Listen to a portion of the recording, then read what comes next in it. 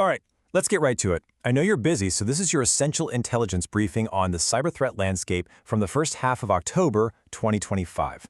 We're going to break down the critical data you need to know right now. Okay, let's kick things off with what is, frankly, the biggest headline. We're seeing a massive shift in who's being targeted.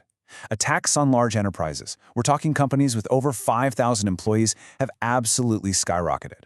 Look at this jump, from just over 5% to more than 13%. That's more than double in just a matter of weeks. It tells us that threat actors have a new and very deliberate focus. So, who's behind this surge? Who's causing all this disruption? Let's take a look at the key players driving these attacks. When we look at the ransomware scene, Qilin is still king of the hill, right? They're responsible for over a quarter of all attacks. But, and this is the really interesting part, look who just crashed the party at number 2, a group called Scattered LAPSUS Hunters. They've basically come out of nowhere to grab almost 12% of the attack volume. That makes them a major player, like overnight. And here's why that's so important. This brand new group, Scattered LAPSUS Hunters, they are directly responsible for that huge spike in attacks on large enterprises we just saw.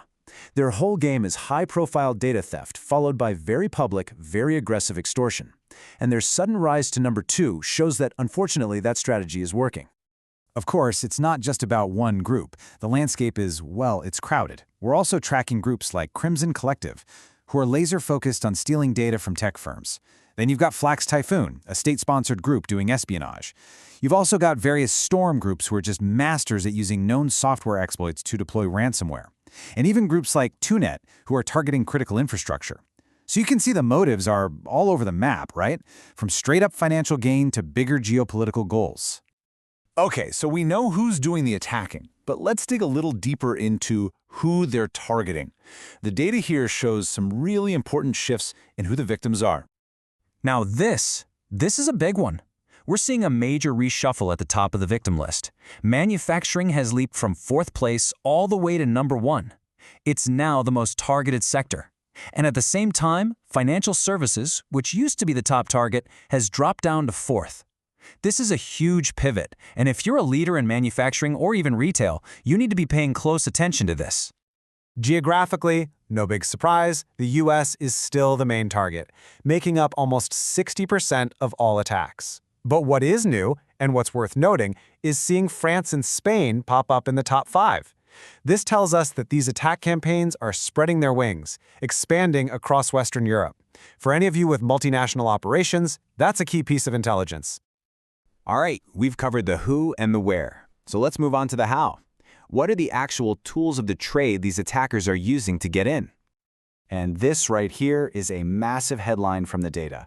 The mobile world, it is squarely in the crosshairs. Get this, 4 of the top 6 most active malware variants right now are specifically designed to hit Android devices. It's a huge reminder that your company's security perimeter now literally extends to the phones in your employees' pockets. And a perfect example of this trend is a new piece of malware called Klopatra. It's an Android banking Trojan built to steal financial information, and guess where it's most active? Spain and Italy. See how that ties back to the geographic expansion we were just talking about? But here's the kicker. This isn't some simple, thrown-together piece of code. Klopatra is wrapped in a commercial-grade protection suite. What that means is it's incredibly tough for your standard antivirus or security tools to even see it, let alone analyze it. This represents a major leap in sophistication for mobile malware. Okay, another major threat you need to know about is called Pure Rat. This is a remote access Trojan, and it gets in using a method that's, well, it's a classic for a reason. It's delivered through a pretty sophisticated phishing campaign where the emails are disguised to look like official copyright notices. And it's not a simple one-and-done attack. This really shows how complex it is. That initial email is just the first step. Once someone clicks, it triggers a 10-stage infection chain. It uses multiple scripts and different techniques before the final payload even gets delivered. This whole multi-step process is specifically designed to sneak past security defenses, one layer at a time. Finally, let's talk about the software flaws, what we call CVEs, that are being actively exploited right now. Think of CVEs as just standardized names for known security holes. And look at this list of vendors. It's a who's who, right? Adobe, Microsoft, Oracle, Samsung. These vulnerabilities are in the core enterprise software and the mobile devices that run your business. It's just a stark reminder that patching, and patching quickly, is absolutely crucial. Now, if you're going to prioritize just one vulnerability from this report, it has to be this one, the one in Adobe Experience Manager Forms. And here's why it's so critical. It allows for what's called remote code execution without any user interaction. That means an attacker doesn't need your employee to click a link or open a file. They can exploit this flaw directly. That makes it a severe and immediate risk that needs to be addressed. Okay, I know we've covered a ton of data, and we've moved fast, so let's just pause and bring it all together. Let's summarize the key takeaways that you, as a business leader, need to be thinking about.